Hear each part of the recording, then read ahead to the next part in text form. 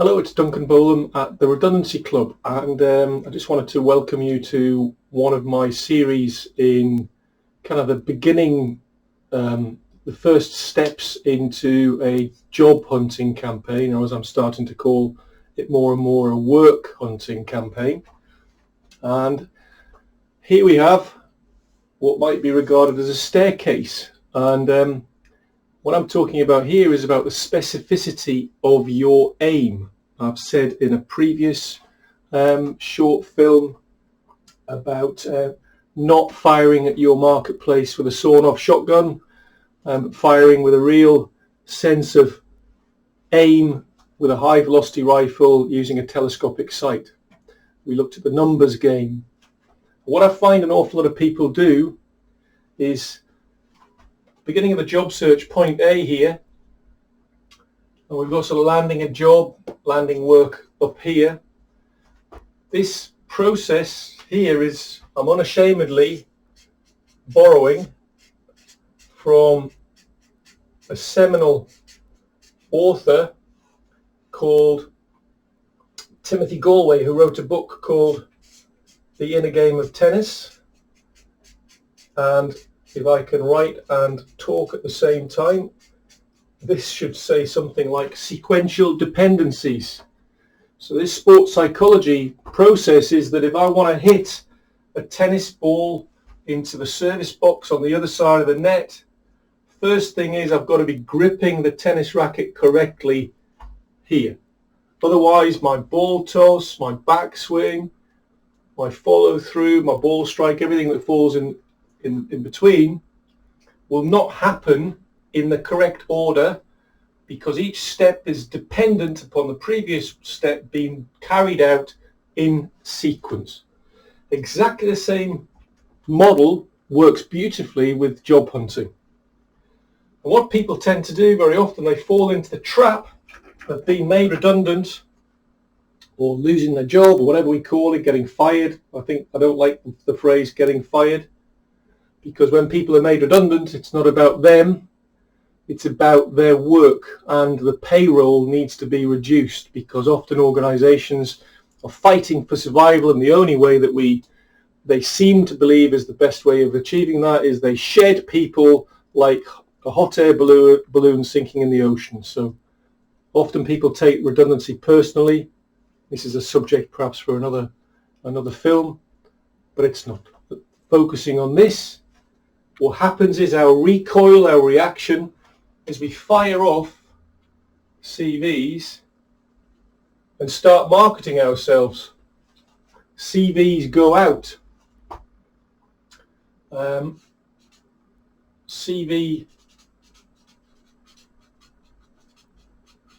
marketing. We promote ourselves, we advertise ourselves in the marketplace, fire off to job boards and internet sites and recruitment organizations. But what we haven't done is we haven't actually come back to the beginning. We haven't certainly even thought about developing our interview script. We haven't made a career decision. We haven't decided what kind of jobs we're specifically going to aim at with a focus of our aim and our energies. So back here, step one is develop our self-awareness. And I could wax lyrical about that in a whole workshop, as is my wont. I could talk until the cows come home on my passion, which is this career management topic, career coaching. But self-awareness is about doing the personal audit, the self-inventory on who we are, why we're good at the job that we've decided we're going to do. Often, sort of 90% of the people I meet are in the wrong job, or they're not engaged by their work. And this is because we're actually discouraged from looking at the person in the mirror and, not to put too fine a point on it, falling in love with them. Really starting to like who this person is that we're staring at in the mirror. When I ask people how they get on with that test, call it the acid test, so 90% of the people come back to me and say, oh my God, that was the kinkiest, most perverse thing anybody's ever asked me to do. how on earth am I supposed to love myself? And my answer to that would be, how is anybody going to love you unless you love yourself? And the same kind of model applies to self-marketing ourselves. Unless we've got a sense of conviction, of purpose, how do we market ourselves? So this here is about building a compendium of terms. So it's what are our car stories? What are our achievement stories, our success stories? You know, we come down the road of our career, we come to the career decision-making crossroads. You know, we default looking out the windscreen ahead. Where are the signposts to take us in a reactive mode to our next job? Whereas in this way, we work out kind of what are the challenges that we've overcome in the past, what kind of actions did we carry out to overcome those challenges. This is where our skills lie. Skills are verbs. They end in ing. Managing, designing, making, creating, selling, organizing. These are the skills. So we get this compendium of terms. Next step is we research the labour market. Labour market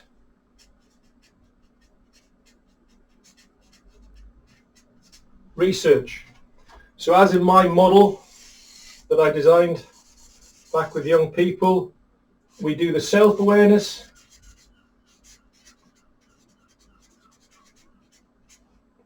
and we improve, we enhance our labour market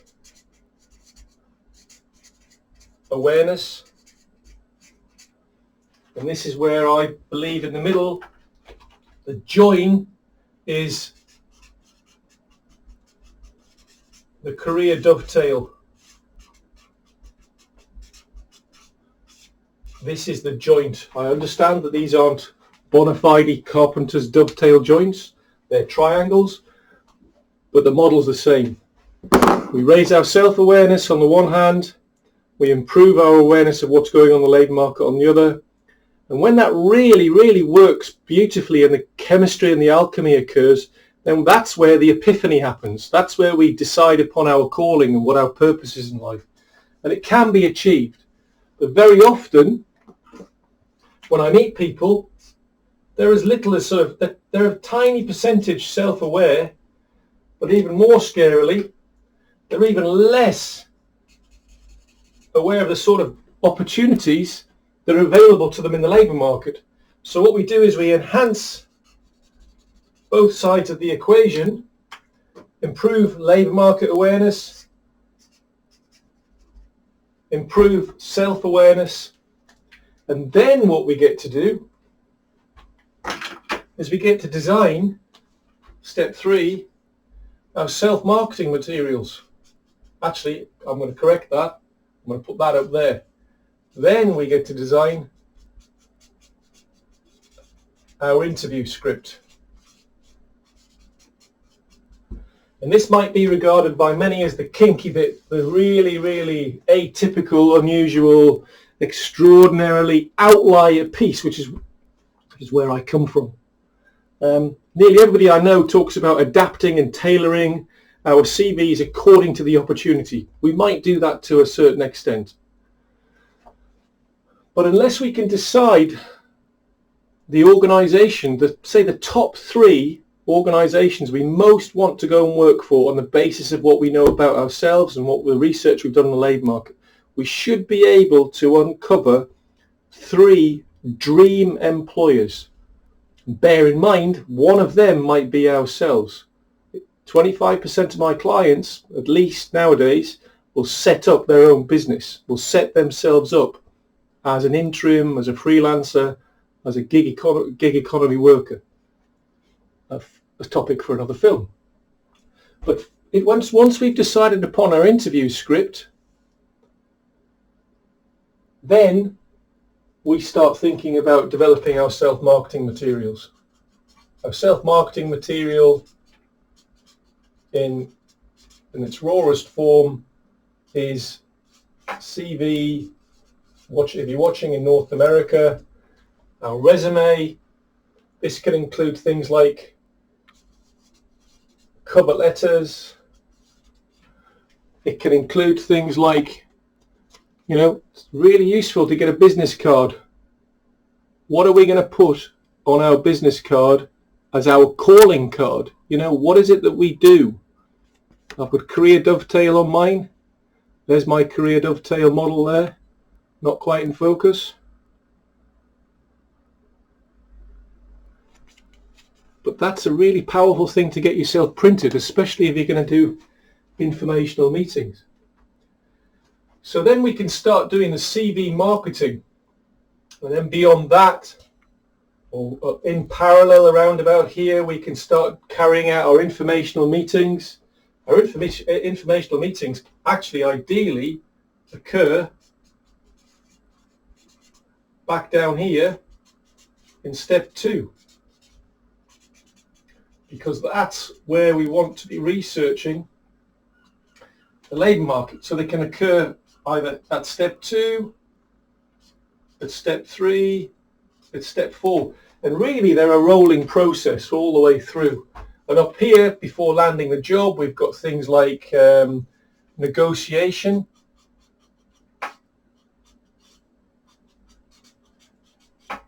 Negotiation techniques.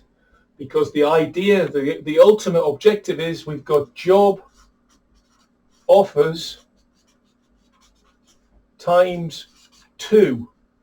This is absolutely the most dynamic position to visualize yourself getting into, because it puts the job hunter in the position of strength, because then they can bargain with the employer on things like salary, on things like terms of employment, on things like numbers of days holiday we're getting a year compared to the organisation down the road who are only offering me 20, I might get 25 here. These are key considerations which way back down here they seem a distant, far off aspiration to have. So there's, we've got step 5, step 6, and then step 7. I think I've got it down as step 8 elsewhere. But you get the gist. Reactive job search comes out here. This is reactive. It's not, in my experience, a very effective way of finding work at all. Whereas if we build from the ground up, like we're building our golf swing or our tennis, if we're, you're getting coached. And whilst I'm talking about the coaching element, it's probably really worthwhile just to mention that obviously selling my services and advocating that you work with a coach doesn't have to be me. Work with a coach if you can possibly afford to collaborate with a coach. A coach is a thinking partner. A coach can help shine a light, hold a camera to your performance and help you improve. In just the same way, the best golfers and the best tennis players, the best sports stars in the world, they're going to probably dial into their coach at least twice a day. What do you think about my swing? How is it looking? I can't see what's going on back here. Could you just give me some pointers which would help improve my technique? Exactly the same applies to job hunting strategy. So, sequential dependencies, fancy word, simple idea. Please give it a go. Thank you.